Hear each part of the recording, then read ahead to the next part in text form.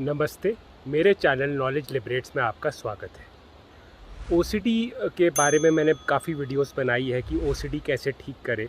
But OCD क्या है, सिर्फ एक डिज़ीज़ नहीं है, वो हमारे पूरे लाइफस्टाइल को अफेक्ट करती है। तो मैं एक नई सीरीज़ शुरू कर रहा हूँ, ओसीडी लाइफ सीरीज़, जो ओसीडी पेशेंट्स के लाइफ को पूरी तरह से इम्प्रूव करने की ट्राई करेगी। अगर आप ये सीरीज़ फॉलो करोगे तो आपकी लाइफ प्रॉपर अच्छी तरह से इम्प्रूव होगी। ओसीडी पेशेंट्स, आप ओसीडी तो ठीक कर लेते हो। कितने सारे मुझे बोलते हैं कि सर मेरी ओसीडी तो ठीक हो गई है, थॉट्स कम आने लग गए हैं, बट मेरी लाइफ जो है वो बहुत ही नीरस हो गई है, बहुत डिप्रेस्ड है, सैड है, लाइफ में मुझे मज़ा नहीं आता है। तो लाइफ में आपको कैसे मज़ा आएगा या लाइफ आपको कैसी अच्छी लगने लगेगी अगर एक बार आपकी ओसीडी इम्प्रूव हो गई। देखो, अगर आप मेरी बात जो मानोगे, जो मैं वीडियो बनाता हूँ, acceptance and commitment therapy follow करोगे, ईआरपी थेरेपी फॉलो करोगे, और अगर आपको ज़्यादा एंग्जाइटी है तो आप साइकियाट्रिस्ट के पास जाइए, मेडिसिन लीजिए। देखो, सिर्फ मेरी वीडियो देख के ठीक हो जाएगा मैं ये नहीं कहता हूँ। अगर आपको नहीं समझ में आ रही मेरी वीडियो तो डॉक्टर के पास जाइए, काउंसलिंग सेशन लीजिए। जैसे मैं पहले भी बोलता हूँ, मैं डॉक्टर नहीं हूँ, मैं आपकी तरह एक ओसीडी फाइटर हूँ जो बैठ के इसने बहुत किताबें पढ़ी, सेमिनार अटेंड किए और समझा इस बीमारी को, और आपको ये अभी वीडियो के माध्यम से हेल्प करने की कोशिश कर रहा हूँ। पर मैं डॉक्टर की जगह नहीं ले सकता। तो अगर आपको ज़्यादा एंग्जाइटी है तो आप डॉक्टर के पास जाइए। तो चलो शुरू करते हैं OCD life series. First video में ये कहूँगा कि जो ओसीडी पेशेंट्स हैं वो बहुत ही लोनली फील करते हैं, सैड, डिप्रेस्ड फील करते हैं, लोनली फील करते हैं। तो हम इस पे बात करेंगे कि लोनलीनेस, ओसीडी पेशेंट्स अपनी लोनलीनेस को कैसे मैनेज करें। सबसे पहले तो हम अंडरस्टैंड करते हैं कि लोनलीनेस क्या है। लोनलीनेस और अलोननेस में फ़र्क है। कई लोग काफ़ी लोगों से घिरे हुए होते हैं, 10-10 लोगों के साथ रहते हैं, फैमिली मेम्बर्स के साथ, तो भी लोनलीनेस फील करते हैं। और कई लोग हैं जिनको अकेला रहना अच्छा लगता है। अलोन मतलब कि वो अकेले हैं, बिल्कुल उनके आसपास कोई नहीं है। लोनलीनेस है, लोनलीनेस के लिए अकेला होना ज़रूरी नहीं है। आप एक भीड़ में भी लोनलीनेस फील कर सकते हो। हम लोनलीनेस क्यों फील करते हैं? जब हम लोगों के साथ कनेक्ट नहीं कर पाते हैं एक डीपर लेवल पे। क्या होता है कि आप दोस्त तो आपके काफ़ी होंगे, पर क्लोज फ्रेंड्स जो होते हैं उनके साथ रहोगे तो कभी लोनलीनेस फील नहीं करोगे। तो loneliness is all about connection. कई लोग जो होते हैं उनको अलोन रहना अच्छा लगता है। मुझे भी अलोन रहना अच्छा लगता है कभी कभी, क्योंकि अलोननेस, जब आप अलोन रहते हो, अकेले रहते हो, तो आप अपने आप पे काम कर सकते हो, अपने ग्रोथ पे काम कर सकते हो। जो सॉलिट्यूड कहते हैं, जिसे solitude is good for growth. मैंने जो ओसीडी के जो सारी किताबें पढ़ी थी, ये सब किया था, वो अकेले में ही पढ़ा था ना। अगर 10 लोग मेरे आसपास होते, हल्ला होता, तो मैं कैसे पढ़ता। तो जो सॉलिट्यूड है, being alone, is good for you अगर आप उस पर अपनी ग्रोथ पे फोकस करोगे। जो लोग अकेले रह के अपनी ग्रोथ पे फोकस करते हैं उनके लिए लोनलीनेस या अलोन रहना, सॉलिट्यूड अच्छा होता है। पर कई लोग जो होते हैं लोनलीनेस से खुश नहीं रहते, मतलब अकेले रहने से खुश नहीं रहते। उनको चाहिए होता है कि वो लोगों के साथ कनेक्शन बनाए। So connection is the important point. लोगों के साथ रहना इज़ नॉट इम्पॉर्टेंट, कनेक्शन बनाना इज़ इम्पॉर्टेंट। अब देखो, लोनलीनेस जो है वो अच्छी नहीं होती हमारी मेंटल हेल्थ के लिए। कहते हैं कि जो मेंटल लोनलीनेस है वो काफ़ी लोगों को मतलब मार भी देती है, डेथ का कारण भी होती है। जो यूनाइटेड किंगडम है, ब्रिटिश जो गवर्नमेंट है, उन्होंने तो एक मिनिस्ट्री ऑफ लोनलीनेस भी शुरू करी है कि काफ़ी लोग उधर लोनलीनेस फील करते हैं, लोनली फील करते हैं, तो उनके लिए एक मिनिस्ट्री भी शुरू करी है। तो लोनलीनेस जो है, मैं कहूँगा कि लोनलीनेस एक ख़राब चीज़ है, और अगर आप लोनलीनेस फील करते हो तो उस पर हम काम करेंगे।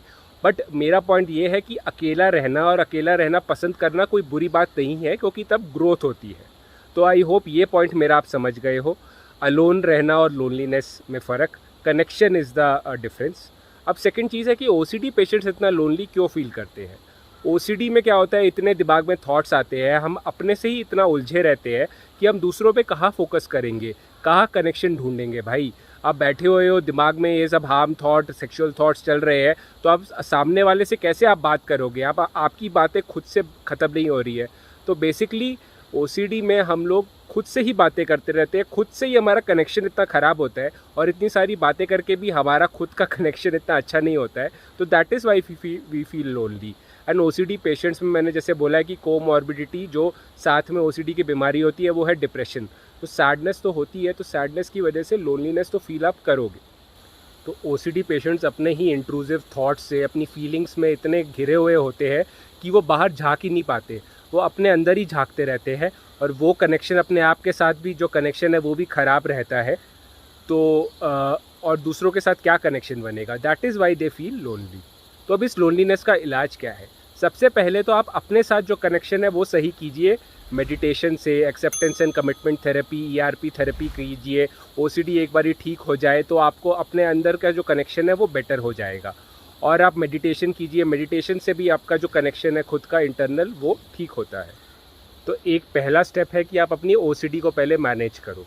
साथ में ओसीडी को मैनेज करते करते स्टेप 1 और स्टेप 2 एक साथ चलेगा। सेकंड स्टेप ये है कि आप अपने आप से पूछो कि हाँ, मैं लोनली क्यों फील करता हूँ? क्या मैं लोगों से बात नहीं कर पाता ठीक से? क्या मुझे लोगों के साथ बात करना ही पसंद नहीं है? क्या मैं बहुत ही इंट्रोवर्ट हूँ कि मुझे अकेला ही रहना पसंद है?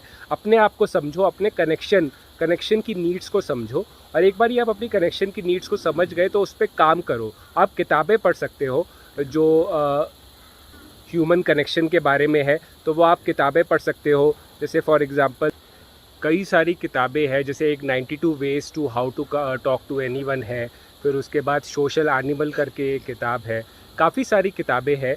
आप अगर एक कम्युनिकेशन विद अदर्स और फ्रेंडशिप, रिलेशनशिप्स, इन सब के बारे में आप बुक पढ़ेंगे तो आपको काफ़ी फ़ायदा होगा। आप समझिए, ये भी एक स्किल है, लोगों से बात करना, लोगों से कनेक्शन बनाना भी एक स्किल है। एक किताब है नेवर ईट अलोन, वो भी आप पढ़ सकते हो। तो काफ़ी सारी किताबें हैं। आप है ना रिलेशनशिप के बारे में किताबें ढूंढिए और उस पर काम करिए। बेसिकली मेरा ये पॉइंट है कि जो रिलेशनशिप बिल्ड करना भी, ये भी एक स्किल है जो आप सीख सकते हो। और एक और चीज़ है, अगर आप इंट्रोवर्ट हो और आपको अकेला रहना पसंद है तो वो कोई बुरी बात नहीं है, बट कोई तो हो आपके साथ जिससे आप अपनी प्यार की बात कर सको या अपनी दिल की बात कर सको। That is important. दिल की बात करना किसी से वो बहुत ही इम्पॉर्टेंट है। तो आप वो कनेक्शन बनाने की कोशिश करो। और ओसीडी में ये कॉमन है, तो उसमें घबराने की ज़रूरत नहीं है, उस पर काम करो। हर चीज़ पे आप काम करो। हर चीज़ यार एक स्किल है, हर चीज़ पे आप काम करोगे तो वो अच्छा होगा ही। ऐसा मैंने कभी कोई इंसान देखा नहीं कि जो कोई अच्छी तरह से मेहनत करता है और उसको उसका फल नहीं मिला है। कोई इंसान है हर दिन एक्सरसाइज कर रहा है, अच्छा खा रहा है, तो उसकी बॉडी बनेगी। तो अगर सेम चीज़ अगर आप रिलेशनशिप पे काम करोगे तो आपके रिलेशनशिप स्ट्रांग होंगे ही होंगे। तो आई होप आप मेरी बात समझ गए हो। अपने रिलेशनशिप्स पे बात करो एंड घबराओ मत। एंड लाइफ में कोई भी इशू हो, परेशानी हो, तो घबराओ मत, डरो मत, हटो मत, कीप फाइटिंग।